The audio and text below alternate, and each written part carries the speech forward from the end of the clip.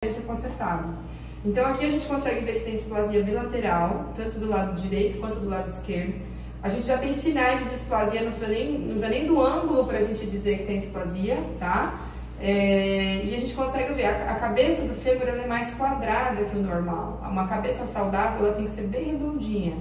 Ela é quadrada, o colo femoral, que deveria ser fininho, né, como se fosse um pescocinho mesmo, a gente não consegue nem ver definição. A cabeça ela tem que ser redonda e aqui tem que ter um colo, um pescocinho.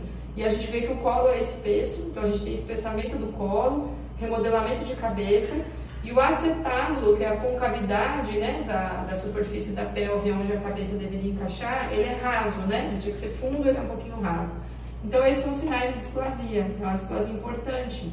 Se a gente fizer traçar uma linha de uma borda do acetábulo a outra, a gente consegue ver o que a gente teria que ter aqui mais da metade da cabeça encaixadinha lá dentro, além dela não ser deformada como ela é. E a gente vê uns 20% dela, né? Quando a gente pega e traça uma linha aqui, ó, um círculozinho, no formato da cabeça. A gente teria que ter, o normal é mais de 50%.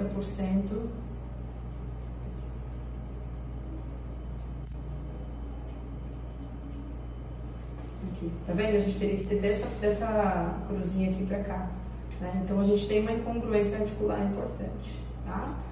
O que vai acontecer daqui para frente? Como a incongruência ela existe, vai começar a desgastar, né? Começa a desgastar a cartilagem, começa a fazer lesão do osso subcondral, que é o osso articular, e a gente vai evoluir. Hoje a gente tem uma incongruência importante, mas vai evoluir para uma osteoartrose. Então o paciente vai ter osteoartrite, osteoartrose e vai ter um remodelamento dessa cabeça, tá? Eu fiz uma outra posição que a gente chama de frog leg, que é com a perna aberta, para a gente ver, confirmar esse afastamento. Aí a gente consegue ver, tá vendo que o acetábulo é essa curvinha aqui, ó? Ele tem um espaço muito grande entre o acetábulo e a cabeça, então a cabeça não é totalmente coaptada, ela fica um pouquinho mais afastada. Alguns pacientes, inclusive, ao longo da vida, pode evoluir para luxação. Ela tem uma congruência tão ruim que luxa, não por um acidente, um pulinho, alguma coisa simples acaba fazendo luxação. Então a gente tem aqui o afastamento, a gente vê que o lado esquerdo é um pouco pior, tá? Radiograficamente, o lado esquerdo é pior, mas às vezes você pode ter o paciente mancando mais do lado que no raio-x não é tão ruim, porque às vezes a dor clínica não corresponde à alteração óssea. Mas com relação à parte óssea, né, o lado esquerdo é pior, tá? E agora? E agora o que nós vamos fazer? Se a gente for pensar em tratamento ouro da displasia, o que é tratamento ouro? Ou curar, não quero mais que tenha displasia, é prótese de quadril. O que é a prótese? A prótese, tira-se essa cabeça, coloca uma cabeça metálica, que é a prótese, e coloca-se um acetábulo mais côncavo, um pouquinho. Então você vai colocar uma prótese, uma articulação que foi feita com toda a anatomia correta, tá? Porém, não é todo paciente que vai para prótese. A gente avalia muito o grau de dor, como é que está a alteração clínica, a evolução. Eu não faço prótese, tem um colega que vem e faz a prótese. Eu já mandei o raio-x para ele, inclusive, para a gente avaliar.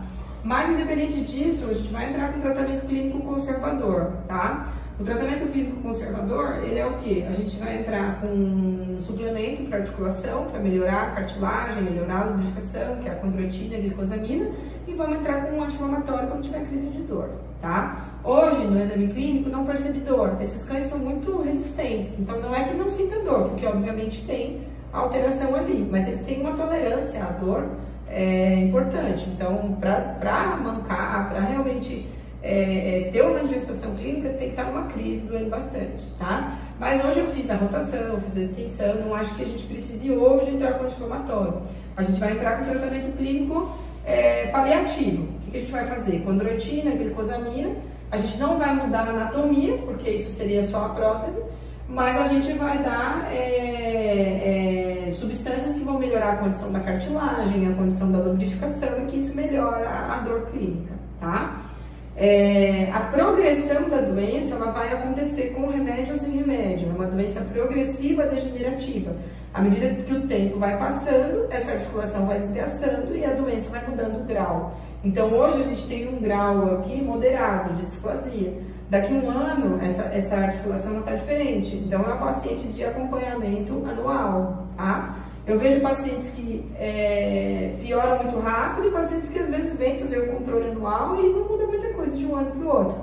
Mas o acompanhamento ortopédico é importante porque agora eu vou entrar com tratamento baseado nesse estágio da doença. Eu posso ter daqui a um ano a doença mais avançada e aí eu tenho que mudar, entrar com remédio de dor crônica, mudar um pouquinho isso. A prótese, eu acho que em primeiro momento a gente pode passar um tratamento clínico, reavaliar. Eu mandei um raio-x para esse colega que é quem vem fazer a prótese. A gente não tem muita casuística de prótese, ela tem um valor, a cirurgia tem um valor agregado alto.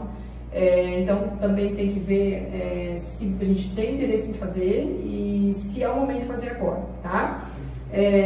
A prótese, o que ela vai fazer? Ela vai deixar a articulação normal, só que ela também tem algumas complicações que hoje estão na taxa de 5%, ou seja, os pacientes que operam, 5% deles, cada 100 pacientes, 5% pode ter complicação da prótese, como infecção, fratura, você coloca a prótese aqui, pode fraturar o osso aqui embaixo. Uma infecção numa prótese é catastrófico, tem que tirar a prótese pode sair do lugar. Então, assim, também tem várias coisas para a gente ponderar, não é coloca a prótese e acabou. Não, a gente vai ponderar a evolução do paciente, como é que as coisas estão evoluindo para pensar em prótese, tá? E também a prótese tem que ser algo bem pensado por vocês, porque quando a gente indica uma prótese, opera-se um lado, 3 meses depois, basicamente o outro lado, e nesse período são 6 meses de recuperação pós-operatório, bilateral, e o paciente tem que ficar num quarto, forrado, sem escorregar, sem sair, sem correr. Então tem que ver também se o comportamento do paciente permite viver 6 meses numa condição mais limitada, né? A gente sabe que algumas raças, como por exemplo o Golden, é mais tranquilo, é o comportamento da raça, né? Essa raça é uma raça mais ativa, não pode escorregar, senão a prótese luxa. Então assim, eu tenho que falar para vocês todas as modalidades de tratamento e óbvio que a perfeição é a prótese e o grande motivo da prótese é que assim, não colocando a prótese e fazendo tratamento clínico, ele vai viver bem, com qualidade de vida, entendeu? A gente vai conseguir aliviar a dor, às vezes vai ter que fazer um analgésico anti-inflamatório no momento de crise, mas ele vive bem, ele não vai parar de andar por causa da displasia. A gente acompanhando anual, não é um paciente que vai parar de andar ou que não vai ter qualidade de vida. Ainda mais que tem uma musculatura enorme em volta, que dá um suporte grande para essa articulação doente. Mas a gente precisa entender que o grande motivo de pensar numa prótese é não dar sobrecarga nos cotovelos. Porque o que é o normal? Se dói o quadril, ele vai jogar o peso para o cotovelo. E aí, futuramente, no processo de anos, a gente pode ter sobrecarga de cotovelo. Então, a grande diferença do cão com prótese é que, como ele tem a distribuição de força normal nos membros pélvicos, a sobrecarga do cotovelo dificilmente acontece. Né? Então, por exemplo, nas próximas radiografias controle, a gente agora vai também pedir de cotovelo. Né? A gente diagnosticou agora, as próximas é cotovelo e quadril. Tá? Mas independente de custo, independente de tudo, é o primeiro diagnóstico agora, eu acho que a gente tinha que entrar com tratamento clínico, fazer um primeiro retorno. A gente reavalia, eu vou pedir um raio-x em 6 meses, depois, dependendo da evolução, a gente pede anual. E eu vou esperar a opinião do colega também, que faz a prótese, se ele acha que seria um momento de pensar ou não, deixa eu dar um pouquinho mais. A gente vai ficar no medicamento. Eu acho.